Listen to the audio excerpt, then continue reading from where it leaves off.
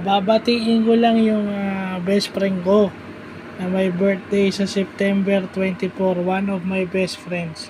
So, babatiin ko lang ng advance happy birthday si Berhil Samyas sa September 24, 2024. So, pre, napadaan lang para bumati ng advance happy birthday. Baka makalimutan ko pa. Wishing you all the best. I hope you enjoyed work. Alam ko namang napakasipag mo.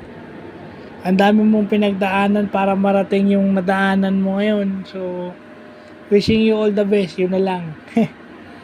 Wishing you more success and lahat ng kainaman sa buhay hinahangad ko para sa'yo. Siguro, baka isipin mong bola to, pero wala eh. Kung magkakasama lang tayo ng mas matagal, I mean, isa sa pinagsisisihan ko yung hindi ako makakain sa JS kasi